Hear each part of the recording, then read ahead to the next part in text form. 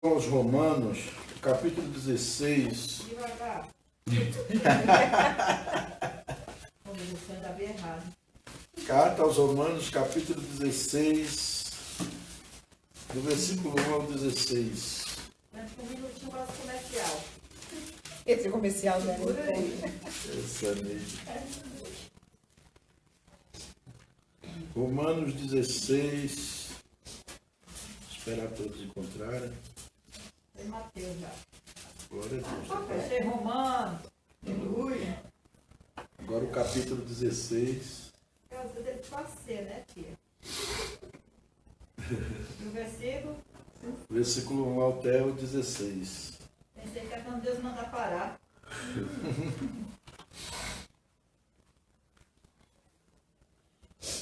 Paulo recomenda a Febe, né? E também as saudações pessoais que ele faz aos irmãos da igreja. Muito interessante, sim. Todos encontraram? Amém. Amém, graças a Deus, né? Recomendo-vos a nossa irmã Febe, que está servindo a igreja de Sencreia, para que a recebais no Senhor, como convém aos santos, e a ajudeis em tudo o que de vós vier a precisar, porque tem sido protetora de muitos e de mim, inclusive. Saudai Priscila e Áquila, meus companheiros em Cristo Jesus, os quais pela minha vida arriscaram a sua própria cabeça, e isto lhes agradeço, não somente eu, mas também todas as igrejas dos gentios. Saudai igualmente a igreja que se reúne na casa deles. Saudai meu querido Epeneto, primícias da Ásia para Cristo. Saudai Maria, que muito trabalhou por vós.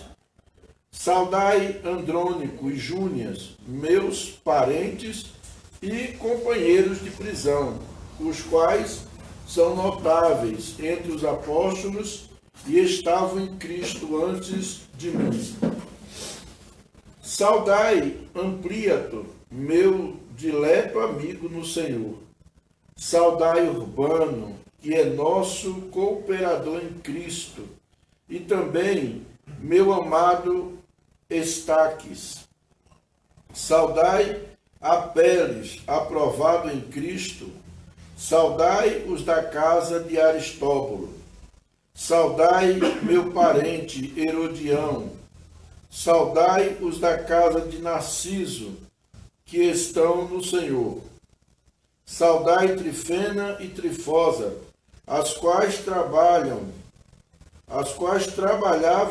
no Senhor.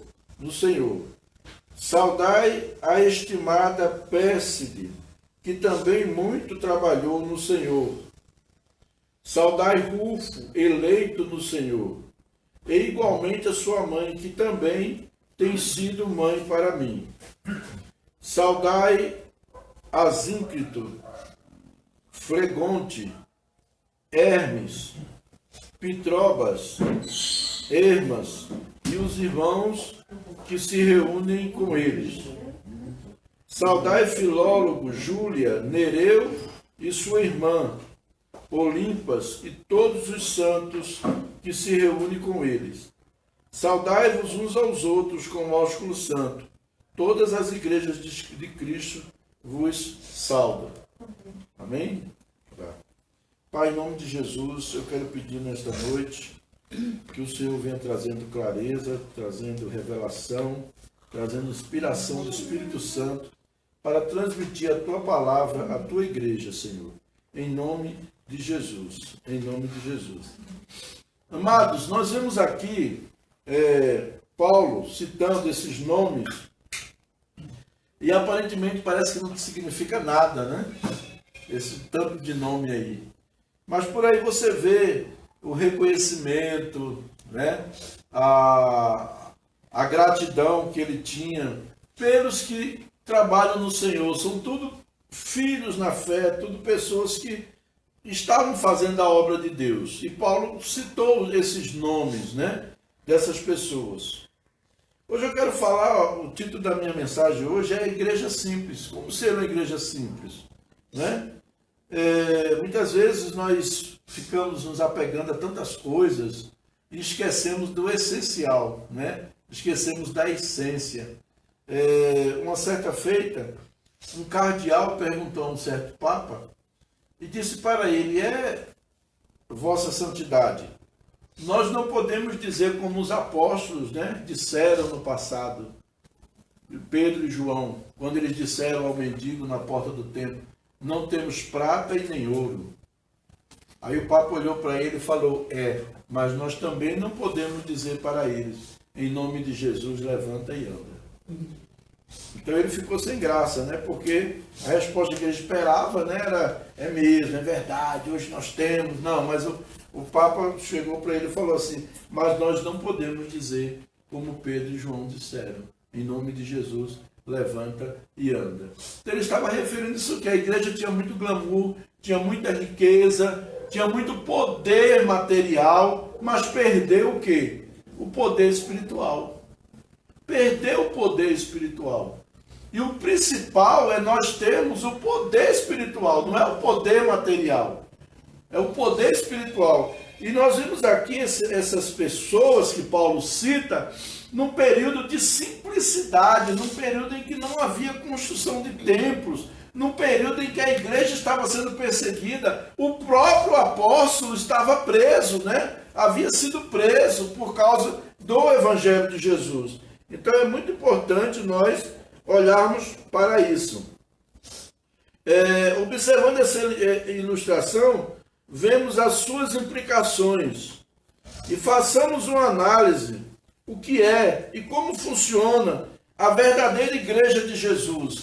A verdadeira igreja de Jesus não quer dizer a minha denominação, aquela denominação. Quando eu falo a verdadeira igreja, eu não estou me referindo ao título, eu não estou me referindo a uma placa lá na frente, eu estou me referindo ao povo de Deus, às pessoas que pertencem a Cristo.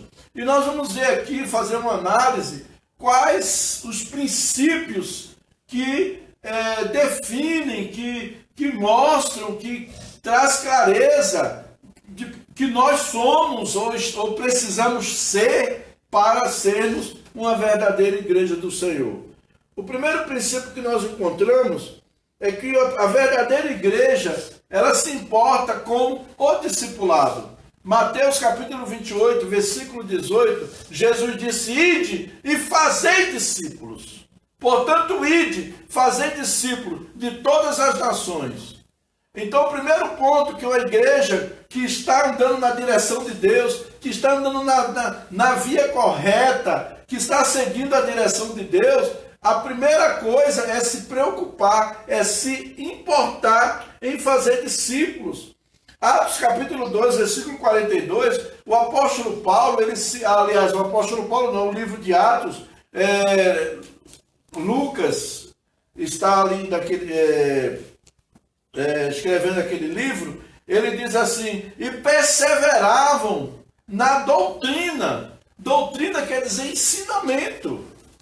2 Timóteo, capítulo 2, versículo 2, o apóstolo Paulo diz assim: o que de mim aprendeste, transmite a homens fiéis, que transmitam a outros homens fiéis. Então, discipular é isso, é aprender de Jesus, transmitir o que eu aprendi, não só na teoria, não só no estudo bíblico, né? Sentar ali para dar estudo bíblico é muito bom, mas também na prática, no dia a dia. Amém? Então a igreja faz discípulos dessa maneira. Era assim que Paulo fazia.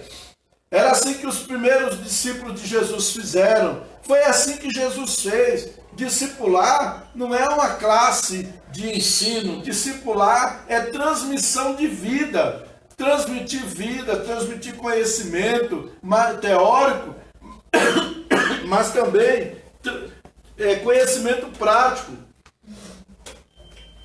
transmissão de vida. Você vai transmitir a vida de Deus que está em você. Você vai transmitir para o seu discípulo aquela vida de Deus que tem em você. Tem gente que você conversa assim, que você sente Deus na vida daquela pessoa, que dá vontade de não parar de conversar com aquela pessoa. Mas tem gente que é tão nojento que a pessoa está falando, dá vontade de você botar ela para correr. Vai embora, some da minha frente, né? Mas Jesus nos chamou para fazer discípulos. Essa pessoa nojenta que dá impaciência de conversar com ela, nós temos que trazê-la para perto e discipular. E mostrar o caminho do Senhor para essa pessoa também. Em nome de Jesus.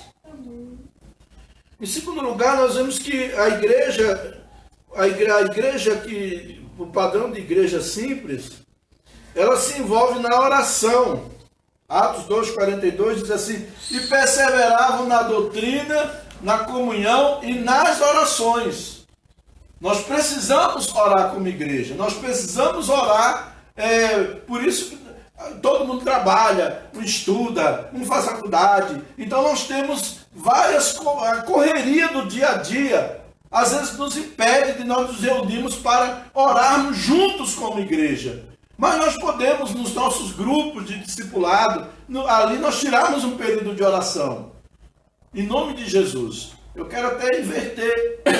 A gente tem feito nossos grupos de discipulado. A gente faz uma oraçãozinha básica e depois a gente faz aquele estudo. Mas eu me inquietei. A gente precisa tirar mais um período mais longo de oração, interceder uns pelos outros, né?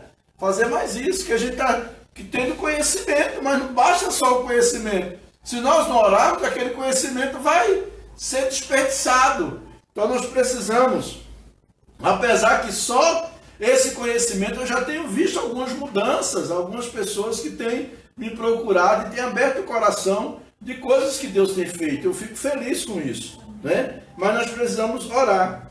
Atos capítulo 4, versículo 23 até o versículo 31, a igreja estava sendo perseguida e ameaçada. Eles foram ameaçados de morte. E sabe o que foi que os irmãos fizeram? Eles não ficaram lá chorando. Ai, tá, e agora? O que a gente vai fazer? E agora a gente vai para onde? Vai fugir para onde? Fugiu nada. A Bíblia diz que eles começaram a orar. E a oração deles foi: agora, Senhor, ouve as suas ameaças e dá aos teus servos que preguem com ousadia a tua palavra. Eles não se intimidaram diante da pressão, eles não se acovardaram, mas eles oraram, eles clamaram ao Senhor e pediram ao Senhor ousadia para pregar o Evangelho. Nós precisamos pedir a Deus que nos dê ousadia. O que falta muitas vezes na gente não é porque a gente não sabe pregar, não é porque a gente não é método, não é nada. O que nós precisamos é ser ousados pelo Espírito Santo. Eu me lembro quando eu aceitei Jesus, sabia nem pregar direito. Trabalhava no shopping lá em Recife, eu pegava um trem. Pegava o trem para ir para o trabalho. Eu comecei a pregar dentro do trem. Pregava dentro do trem. Me levantava no meio da multidão, com um monte de folheto na mão, carimbo lá da igreja, com endereço, tudo. E ali eu me levantava, pregava, falava de Jesus, dava folheto para todo mundo, mas pregava, falava. Gente, ela dá licença, batia a palma assim, e pedia para o povo me dar licença, e começava a pregar o Evangelho dentro do ônibus. Quantas vezes eu preguei dentro de ônibus? Preguei mesmo. Ousadia, eu senti aquela ousadia para pregar o Evangelho. E ali dentro do ônibus, às vezes, eu me lembro que eu estava pregando no ônibus. Quando eu desci do ônibus, desceu um cara atrás de mim, se acabando de chorar. E falou: ore por mim. Tudo que você estava pregando ali dentro era para mim aquela palavra. Então, ousadia. O que nos falta é ousadia. Você não está pregando o Evangelho? Fale com Deus: Senhor, eu não estou pregando por quê? Eu sei o que eu tenho que falar. Não é curso, a gente já fez tanto curso, já estudou tanto, já leu tanto, já fez tanta coisa, mas eu não consigo evangelizar. O que é que falta? Ousadia. Eu começo a orar: Deus, me dá ousadia. E a ousadia tira o medo da gente. Medo de apanhar, medo de seja lá o que for. Eu me lembro uma vez, a gente... Matinai tinha vindo para a igreja naquele tempo, novo. Matinai, tu lutava no quê? Karatê? Karatê. Maranhão também, né?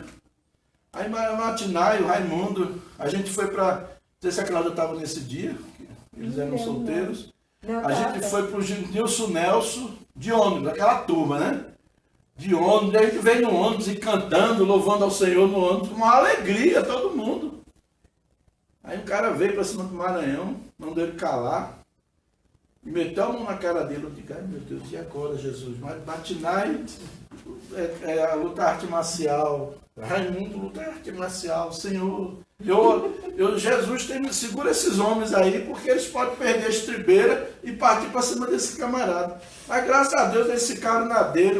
O Raimundo, que a gente chama de Maranhão, né? Olhou pro cara e falou assim, ó, você pode me bater, mas eu quero dizer para você, Jesus te ama, eu também amo você. Dentro do ônibus, na frente de todo mundo. Isso é o que? Ousadia. Isso é o que? O Espírito Santo que leva o crente a viver isso aí. Quantas vezes a gente fez cada loucura, né, Cláudia Matinai? A gente pegou um caixão, saiu da igreja até a praça com caixão. E o povo, e a Kézia dentro do caixão, foi a Kézia, né? Que foi dentro do caixão, foi a Kelvin? Foi a Kézia, né? Botamos a Kézia no caixão, ela branca, maquiada, toda maquiada, tudo. Levamos para a praça, o pessoal pensando. E eu falei, ó, ninguém fala nada, fica todo mundo caladinho, né? Vai só murmurando. Aí chegamos lá na praça, e na hora que abriu o caixão, começou a pregar. Morte, ou morte, onde está o teu aguilhão? Aí a Kézia sai do caixão e ele não está mais aqui. Jesus ressuscitou. Foi gente correndo, viu? Teve gente correndo. Que foi na porta da igreja católica, no final da missa, gente. À noite. Entendeu? Mas foi assim, ousadia. Deus nos deu ousadia. Eu lembro Matinai, Cláudia, era uma ousadia, era expulsando demônio, a gente era chamado de os caça-demônio da Ocidental, né? E saía aquela coisa toda. Então, ousadia. Nós precisamos disso. Senhor, me dá aquela ousadia. Eu quero ter aquela ousadia para pregar o Evangelho. Um dia encontrei o Everton, eu disse, rapaz, eu lembro de você não tinha carro nem nada, e 1h da manhã você estava andando naqueles becos ali que tinha expulsar demônio, orar por e não era só eu, não. Não pense que era só porque eu era pastor que fazia isso, não. Era eu, era Cláudia, era Matinai, era Dona Terezinha, era Carla, aquela turma, né? Cada um fazendo, por onde passavam. Esse é o Evangelho. Mas nós precisamos orar. A oração vai dar ousadia para nós. Amém? A oração vai nos dar coragem. Vai tirar de nós o medo, vai tirar de nós a vergonha, o receio, o medo de ser rejeitado, o medo de uma retaliação. Porque quando você parte para cima para pregar o Evangelho, você passa a retaliação. O diabo não vai ficar de braço cruzado, você está tirando vida da mão dele. Ele vai ficar de braço cruzado, olhando para a tua casa, que bonitinho. Não, ele parte para cima para te atacar também. Mas nós temos que ter ousadia, porque a palavra de Deus diz que é maior do que aquele que está em nós, do que maior do que o que está no mundo. O Espírito que habita em mim, o Espírito que habita em você é maior do que o Espírito que habita lá no mundo. Em nome de Jesus. No capítulo 12 de Atos, diz que Pedro e João, depois que foram liberados, correram para a casa da irmã Maria, onde os irmãos estavam orando, mas não era Maria, a mãe de Jesus, não era Maria, a mãe de João Marcos. Eles estavam orando na casa dela. Os irmãos, a igreja estava orando constantemente, porque eles tinham sido presos e ameaçados de morte. Eles estavam sentenciados à morte. Enquanto a igreja orava, sabe o que aconteceu? O anjo foi lá e abriu as cadeias e soltou eles. Está na Bíblia isso, não é história de carochinha não é fantasia não. É verdade, é verídico. O anjo de Deus mandou um anjo lá, abriu as cadeias e soltou eles de lá e tirou Pedro dali de dentro. E a igreja estava orando. Ele chegou, quando ele bateu na porta, a menina foi atender, chegou lá, Aí a menina disse, é Pedro. Aí alguém disse, não, deve ser o seu anjo. Aí quando viu era ele que tinha saído e contou a maravilha que Deus fez. O anjo do Senhor que foi lá, tirou ele da cela lá e levou ele, mandou ele sair. Né? Então Deus, quando a igreja ora, Deus quebra cadeias, Deus cura enfermos, Deus liberta, faz muitas coisas. Nós precisamos orar mais. Amém? Em nome de Jesus. Outra característica de uma igreja simples e verdadeira, né? Ela é uma igreja que busca comunhão com cada membro. O versículo 42 de Atos 2 diz assim: perseveravam na oração, na doutrina, na comunhão e nas orações. O que é comunhão? Comunhão é parceria. A Bíblia diz que eles estavam juntos e tudo que eles tinham era em comum. Uns ajudavam-se aos outros, né? Diz que não havia necessitado entre eles, porque eles se ajudavam mutuamente. Ao irmão necessitado, eles se ajudavam, um ajudava o outro. Não vai lá no departamento social da igreja, mas não sei. Não, eram os irmãos mesmo que se ajudavam. Isso é muito bom quando o Espírito de Deus começa a operar. Nós temos um coração generoso, começamos a ajudar uns aos outros, começamos a investir na vida de outras pessoas.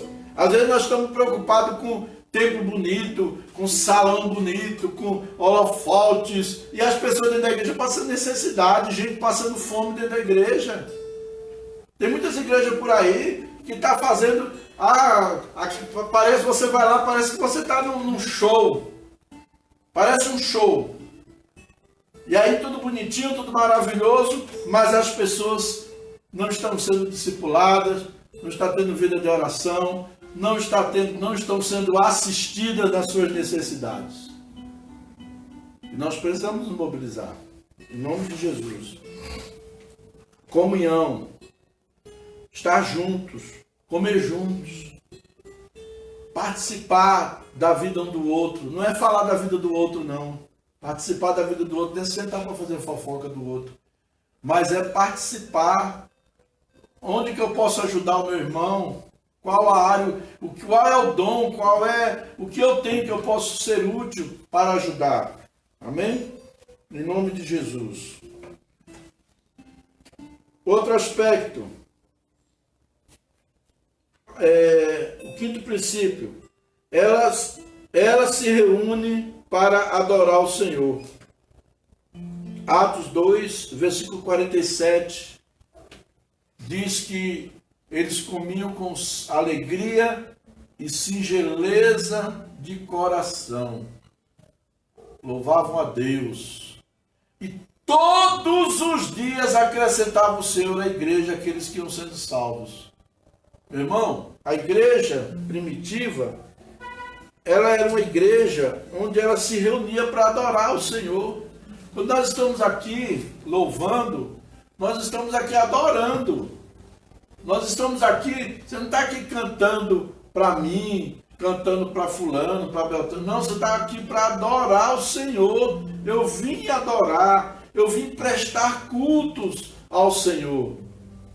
Então a igreja se reúne com essa finalidade de prestar cultos ao Senhor.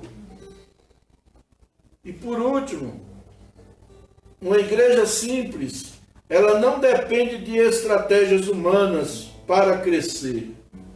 Não é estratégias humanas, não é métodos, não é estratégias.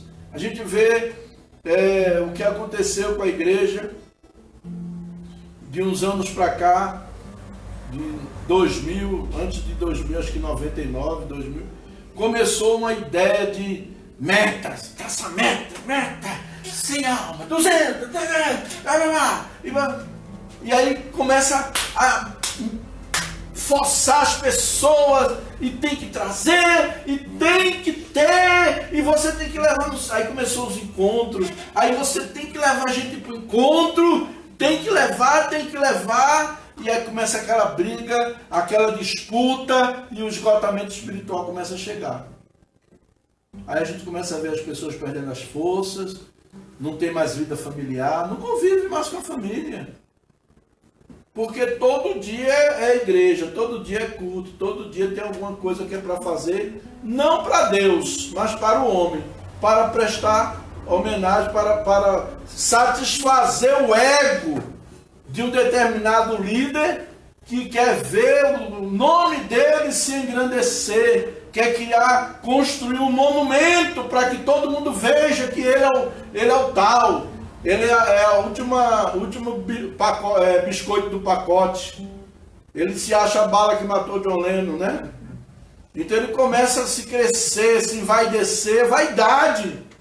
Hoje, infelizmente, o evangelho tem muitos líderes que às vezes se envaidecem. E nessa vaidade parte para oprimir o povo. Você tem que, você tem que dar, você tem que tirar o que você tem em casa, você tem que vender o que tem, trazer para a igreja. Mas não era assim na igreja primitiva.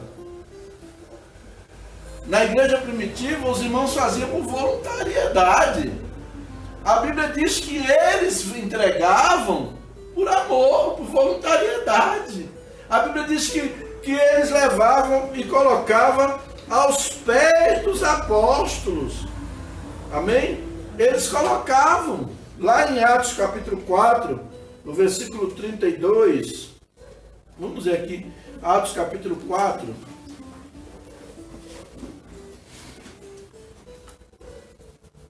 Versículo 32 diz assim: da multidão dos que creram, era um o coração e a alma. Ninguém considerava exclusivamente sua nenhuma das coisas que possuía. Tudo, porém, lhes era comum. Tudo é comum. Não é meu, é do Senhor. O cara compra um carro 0 km, bota uma placa bem grande, propriedade de Jesus. Vai pedir o carro dele emprestado para tu ver. Você é doido, irmão? Comprei esse carro agora. Irmão, não está escrito aí propriedade de Jesus. É propriedade de Jesus, mas eu botei esse papelzinho aí. Propriedade dele, o dono sou eu. Propriedade de... Olha, irmão, cuidado, você está com o pé cheio de lama, entrou no meu carro. Ai, meu Deus! Mas está escrito propriedade de Jesus? Você está entendendo? Vai se entender essas coisas, né? O versículo 34 diz assim: enquanto estendes a mão, aliás, esse é 32, 34, pois nenhum necessitado havia entre eles, porquanto os que possuíam terra ou casas, vendendo-as, traziam os valores correspondentes e depositavam aos pés dos apóstolos. Então se distribuía a qualquer um a medida que alguém tinha necessidade. Olha aí, eles traziam aos pés, colocavam, entregavam na igreja, aos apóstolos. Aquela oferta que vinha, os irmãos que tinham necessidade, os apóstolos iam poder ajudar. Eu me lembro que a gente fala muito da querigma, mas eu digo, querigma não foi uma denominação, querigma foi um mover de Deus. Foi um mover de Deus. E quantas vezes, para a glória de Deus, na querigma a gente chegava e ia visitar um irmão, aí chegava lá, meu irmãozinho todo murchinho, todo sem graça, eu já imaginava que ali não tinha nada. Aí quando eu olhava, eu via que estava sem as coisas em casa, eu saía caladinho, não falava nada para ele não. Muitas vezes eu fiz isso, estou falando isso aqui não é para me exaltar, não é para me aparecer, eu falo isso diante de Deus, sem querer me engrandecer. Eu ia no mercado, chegava lá, fazia a compra e mandava entregar na casa do irmão. Quando eu via, chegava a compra. Mas por que eu fazia isso? Porque na igreja tinha condições. As pessoas ofertavam, as pessoas dizimavam. Eu fico triste quando pedem uma coisa que às vezes eu não tenho condição de ajudar. Outro dia aconteceu isso. Fui solicitado e eu estava sem condição. Quando eu estou sem condição, eu estou mesmo. Não tem como eu dizer que tenho, né? Então, assim, várias vezes, depois a gente criou um departamento de ação social. Dona Terezinha, né? Dona Terezinha, Carlinho, Luciana, eles cuidavam dessa parte, aí arrecadava alimento, a gente trazia alimentos, os irmãos traziam, a gente saía arrecadando, tinha lá. E a cesta que nós dava para os irmãos necessitados era uma senhora cesta, né? Era cestinha de arroz quebrado, de terceira, de feijão quebrado que ninguém quer comer não. Era cesta boa, com leitinho, ia o leitinho, ia a carne, Dona Terezinha comprava carne, né? A gente já tirava um dinheiro para... Comprava carne, comprava verduras, a pessoa não vai comer só arroz e feijão. Tem que ter as outras coisas. Então, nós podíamos fazer isso. Não era eu que fazia, era nós, a igreja. Era recursos, era dinheiro que a igreja ofertava. Então, a igreja oferta, a gente pode ajudar os irmãos. Pode ter certeza, se você está ofertando, se você está dizimando, antes de comprar uma cadeira, um instrumento, uma coisa, eu vou dar preferência para o irmão que está passando necessidade. Está passando necessidade. Eu vou deixar de correr e ajudar o irmão que está necessitado por causa de cadeira, por causa de violão. Eu canto sem violão. Até, né? Mas o irmão está necessitando. E eu fico feliz quando eu posso fazer isso, quando eu posso ajudar. Não é vaidade minha, não é que eu sou bonzinho. Não sou bonzinho não, viu, irmão? Minha esposa está ali, ela sabe, é testemunha. Eu não sou bonzinho não. Eu faço essas coisas porque é o que o Evangelho ensina e eu quero praticar o Evangelho. Eu não quero ser ouvinte, escutar a palavra e aí achar bonitinha. Não, eu quero colocar em prática na minha vida. Entendeu? Então, assim, é importante isso, nós procurarmos fazer essas coisas, né? E como eu voltei, quando a gente faz essas coisas, quando a igreja pratica essas coisas, tem uma vida de oração, tem ensinamento, tem discipulado, né? Uma igreja que tem discipulado, tem oração, tem comunhão, tem ajuda uns aos outros, né? A Bíblia diz que é para ajudar primeiro que os domésticos da fé. E depois a gente vai lá para fora, né? A gente vai lá para fora, entendeu? Então eu já ajudo, assim, quando eu tenho, eu ajudo quem é da igreja, quem não é da igreja. Se eu tiver, a pessoa pediu, precisou, agora tem que precisar. Isso aí eu sou bem taxativo, né? Mas às vezes ainda tem gente que ainda tenta dar o bolo na gente, né? Mas quando há essas coisas, isso é a vida da igreja. Oração, discipulado, ensinamento, comunhão, partilha, né? Quando tem essas coisas, o Espírito Santo começa a agir na igreja, adoração. Você sabe o que vai acontecer? Deus vai fazer com que a igreja cresça equilibradamente. Preste bem atenção, existe crescimento da igreja e existe inchaço, barriga d'água, barriga grande. Então, às vezes, a igreja está inchada. O que é uma igreja inchada? Ela está cheia de gente, mas não é discípulo. Isso não é crescimento equilibrado. Isso é um crescimento desorganizado. E aí qualquer coisinha que vem dá uma explosão, aquele povo vai tudo embora, a igreja fica vazia. Isso não é crescimento. Crescimento é quando você discipula, faz discípulos, e eles estão ali permanecendo e fazendo outros discípulos,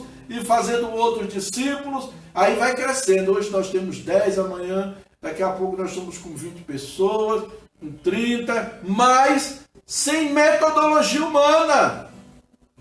Sem negócio ó, irmão, você vai ser líder. Cláudia, você tem que ter tantas células.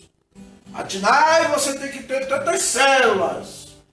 Abner, você tem que ter não sei quantas células. Não é o projeto de Deus. Essa não é a visão de Deus. E nem todo mundo, irmão, foi chamado para ser líder. Nem todo mundo. Tem gente que acha que todo mundo da igreja tem que ser líder. Me lembro que um dia eu fui conversar com a dona Terezinha, ela estava angustiada, que ela estava congregando numa igreja aí.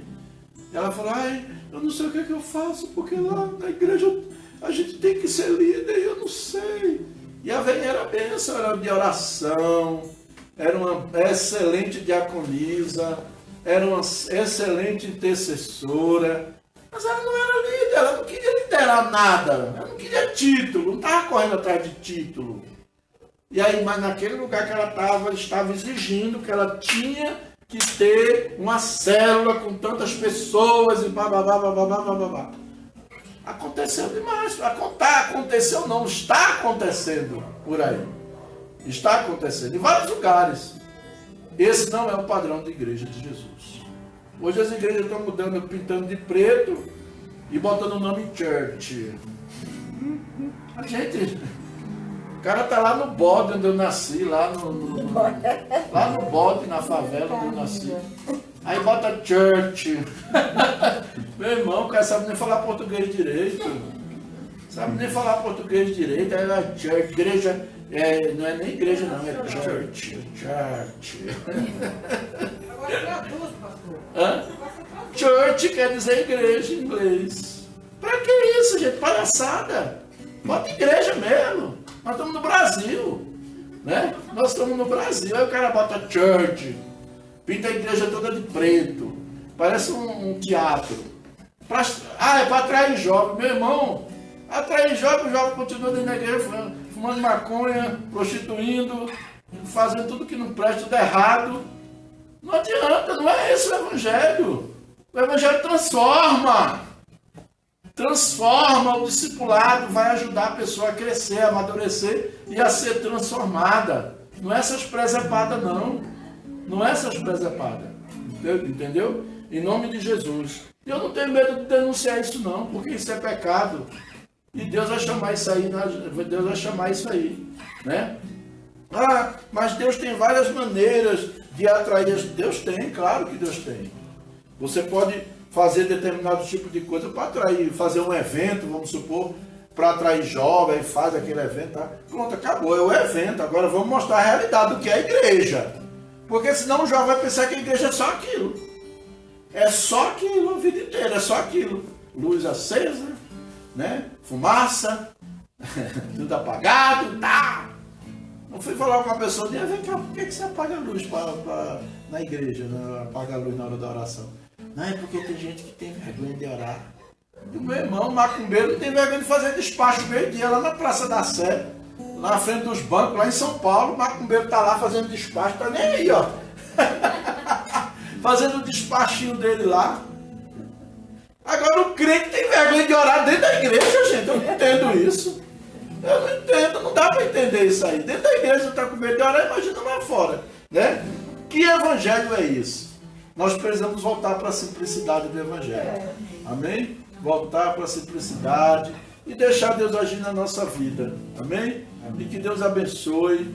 Não estou dizendo aqui que nós somos perfeitos, mas o que nós vimos aqui, algumas coisas nós precisamos melhorar e vamos melhorar, se Deus quiser. Porque o nosso desejo é agradar ao Senhor. É servir a Deus da melhor maneira possível. Amém? Em nome de Jesus. Vamos ficar de pé, vamos fazer uma oração. Aleluia. Pai, em nome de Jesus, nós precisamos voltar para a simplicidade do Evangelho. Nós vivemos dias de conflitos, dias de confusão, dias de nuvens negras, onde as pessoas confundem o Evangelho com coisas, com modismos, com novidades. E nós sabemos que o Evangelho é puro. O que foi pregado, a mesma maneira que os irmãos viveram no início, nós podemos viver também nos dias de hoje. Nós podemos também experimentar esse mover nos nossos dias. Sabemos que são atitudes de coração, que o problema não está em metodologia, mas atitude de coração, pessoas quebrantadas, pessoas arrependidas, pessoas transformadas pelo teu poder. Eu te peço, Pai, em nome de Jesus, nos ajude a sermos transformados, a aceitarmos a transformação, a termos humildade, para termos um coração tratável, um coração ensinável, em nome de Jesus. Eu te peço, Senhor, que o Espírito Santo continue agindo na nossa igreja. Senhor, em nome de Jesus, que o Senhor abençoe a vida de cada um, que o Senhor fortaleça e que o Senhor dê graça a cada um de nós para vivermos o Evangelho, Senhor. Em nome de Jesus. Em nome de Jesus. Amém, Senhor. Amém. Graças a Deus, né? Amados, hoje é dia dos pais, é